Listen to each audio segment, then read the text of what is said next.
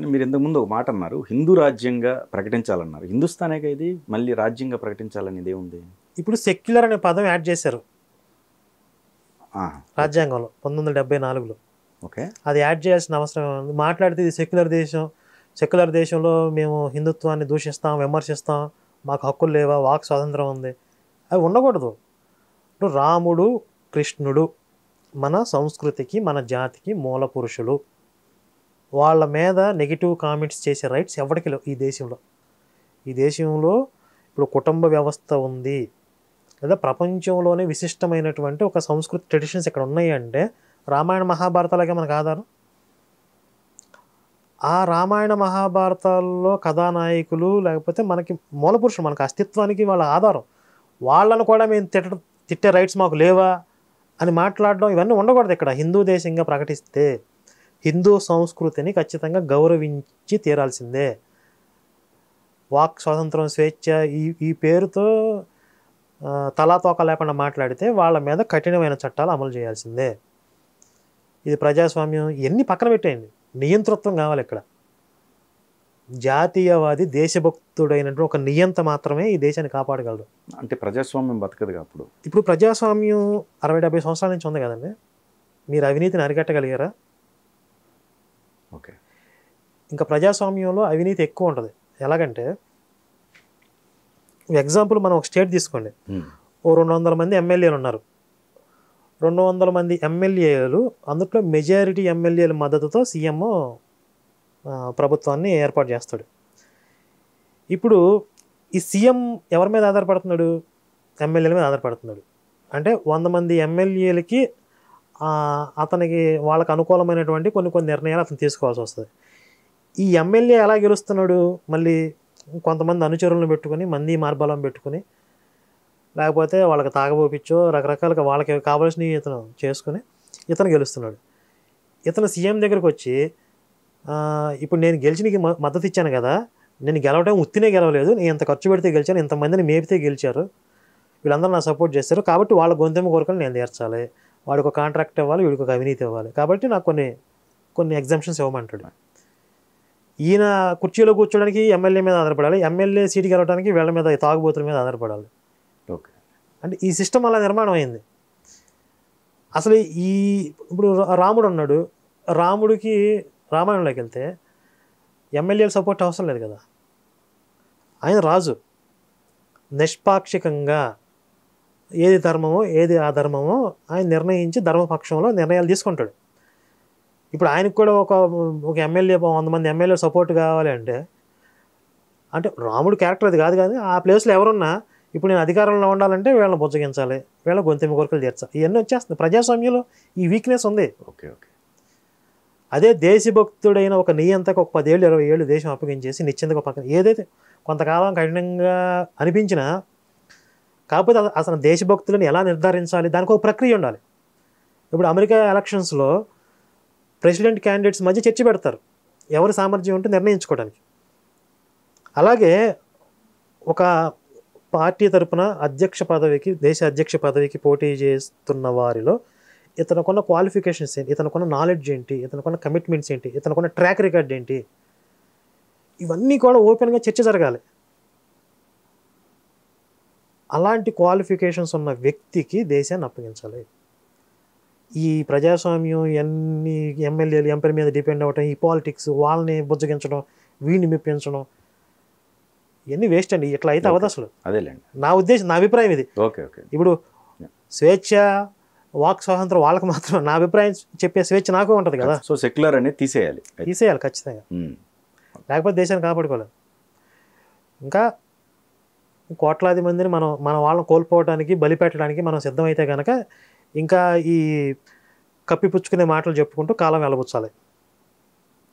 ఓపెన్గా మాట్లాడకపోతే భవిష్యత్తులో చాలా ప్రమాదం. ఇప్పుడు మనకి హైదరాబాద్ పాత బస్తీలో తీసుకుంటేనే వలసల్లో అత్యధికంగా ఇక్కడే కనిపిస్తున్నట్టున్నారండి.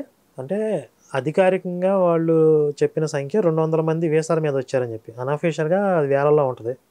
రోహింగ్యా ముస్లిమ్స్ అయితే 70,000 మంది దాకా హైదరాబాద్లో ఉన్నారని ఒక అంచనా. వాళ్ళందరూ మన వాళ్ళు కాదు, అక్రమంగా వలస వచ్చిన వాళ్ళు.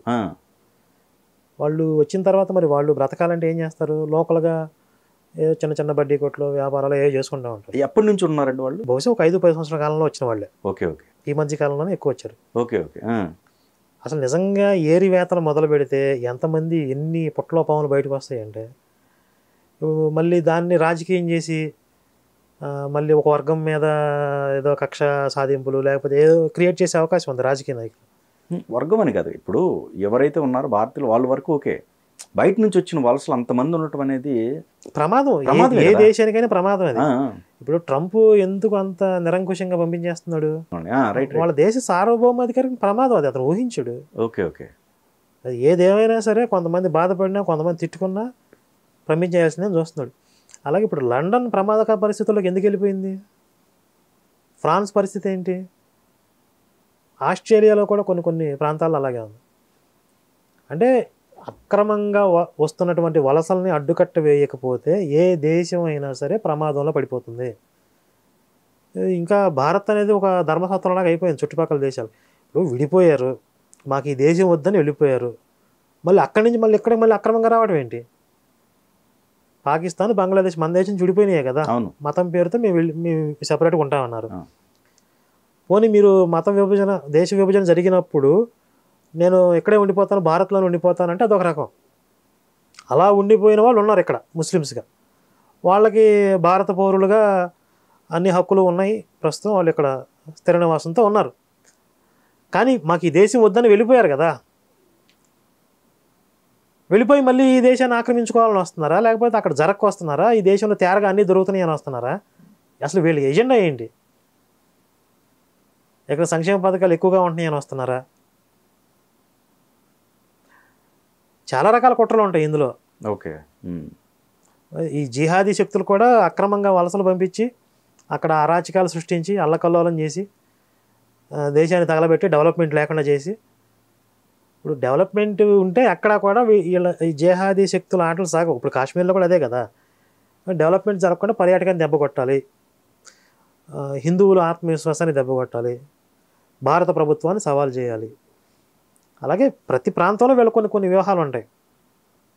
నిర్దాక్షిణ్యంగా మెడబట్టి బయటికి గెంటేయాలండి, లేకపోతే మన పిల్లల్ని బలి పెట్టడానికి సిద్ధం అవ్వాలి. ఇక వాళ్ళని ఏదో బుజ్జగించడానికి కనుక మీరు ప్రయత్నిస్తున్నారు అంటే భవిష్యత్తులో ఈ దేశంలో పుట్టి పెరిగిన బిడ్డల్ని వాళ్ళకి బలి పెట్టడానికి మీరు సిద్ధం అవుతున్నట్లే. కానీ ఇప్పుడు అనఫిషియల్ కదా, వాళ్ళని ఐడెంటిఫై చేయటం ఎట్లా అంటే చేయొచ్చు.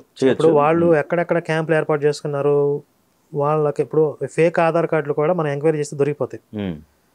అంటే దీని మీద కొన్ని టీమ్స్, కొన్ని ఫోర్సెస్ రంగంలోకి దిగి దేశవ్యాప్తంగా ప్రక్షాళన చేయాలి. మెయిన్గా పశ్చిమ బెంగాల్ని కేంద్రపాలిత ప్రాంతం చేసేయాలి. అక్కడ పశ్చిమ సరిహద్దు ప్రాంతం. ఓకే ఓకే అక్కడి నుంచి ఒక ఎంట్రీ అయిపోతుంది, అక్కడ ఎంట్రన్స్ ద్వారా అక్కడి నుంచే ఉంది. రైట్ రైట్ ఇప్పుడు పశ్చిమ బెంగాల్ సరిహద్దు ప్రాంతం కావటం వల్ల ఈ అక్రమంగా వచ్చే వాళ్ళందరినీ అలౌ చేయడం వల్ల దేశ భద్రత ప్రమాదంలో పడుతుంది. కాబట్టి సరిహద్దు రాష్ట్రాలని కేంద్ర ప్రభుత్వం ఆధీనంలోకి తీసుకోవాలి, డ్యూటీ చేయాలి అక్కడ. లేకపోతే వీళ్ళకి అధికారం లేకపోతే ఇప్పుడు వచ్చిన వాళ్ళకి ఫేక్ ఆధార్ కార్డులు ఇచ్చేస్తుంది మమతా బెనర్జీ. అది ఒరిజినల్లో కాదు, ఎవడు ఎంక్వైరీ చేస్తారు, తర్వాత ఎప్పటికి ఎంక్వైరీ చేస్తారు, ఎప్పుడు తేలుతుంది? ఈలోపు మళ్ళీ వాళ్ళు ఇంకొక అది చూపించి ఇంకొక కార్డు ఏదో తెచ్చుకుంటారు, ఓటర్ ఐడి తెచ్చుకుంటారు, అది చూపించి ఇంకేదో ఇంటికి సంబంధించి డాక్యుమెంట్ ఏదో తయారు చేసుకుంటారు. ఒక 3-4 డాక్యుమెంట్స్ వచ్చిన తర్వాత వాళ్ళు ఇంకా భారత పౌరులు అన్నట్లుగా వచ్చేస్తుంది కదా. కరెక్ట్. కాబట్టి పశ్చిమ బెంగాల్లో మమతా బెనర్జీ సపోర్ట్ లేకపోతే ఇన్ని అక్రమ వలసలు దేశంలో జరిగే కాదు అసలు. రాష్ట్రపతి పాలన పెడతారా, కేంద్ర ప్రభుత్వంలో కథలో తీసుకుంటారా, ఏం చేస్తారో తెలియదు. కానీ పశ్చిమ బెంగాల్లో కనుక ఇది అక్రమ వలసలు ఆపకపోతే ఇంక కంటిన్యూ అవుతానే ఉంటాయి. దాని యొక్క ప్రమాదాలు, దుష్పరిణామాలు అనేవి ఒక 2-3 సంవత్సరాలను బయటపడతాయి, ఎక్కువ కాలం కూడా. మన పాత బస్తీ విషయానికి వస్తే అక్కడి నుంచి వచ్చిన వాళ్ళే కదా, అటు నుంచి వచ్చిన వాళ్ళు కూడా ఇక్కడే సేమ్. అక్కడి నుంచి దేశంలోకి ఎంటర్ అయిన తర్వాత ఇంకా దేశంలో అన్ని ప్రాంతాలకు వాళ్ళు వలస వెళ్తున్నారు. మూలం అక్కడ. కొంతమంది నేపాల్ వెళ్ళి నేపాల్ నుంచి సరిహద్దుల్లోకి వస్తున్నారని కొన్ని చూస్తున్నాం. ఓకే ఓకే కానీ మేజర్గా మీకు 100 మంది దేశంలోకి ఎంటర్ అయితే ఒక 70-80 మంది పశ్చిమ బెంగాల్ నుంచే వస్తున్నారు. ఓకే. ఎందుకంటే ఇప్పుడు పాకిస్తాన్ వైపున సెక్యూరిటీ చాలా టైట్ ఉంటుంది, పాకిస్తాన్ సరిహద్దులో. రైట్. ఇక్కడ పశ్చిమ బెంగాల్ సైడే ఇప్పుడు ఆ మమతా బెనర్జీ కంట్రోల్లో కొంచెం అది ఉండటం వల్ల అది అక్కడ సాధ్యం అవుతుంది వాళ్ళకి. బంగ్లాదేశ్ నుంచి వచ్చే వాళ్ళకి అక్కడ ఎంట్రీ దొరుకుతుంది.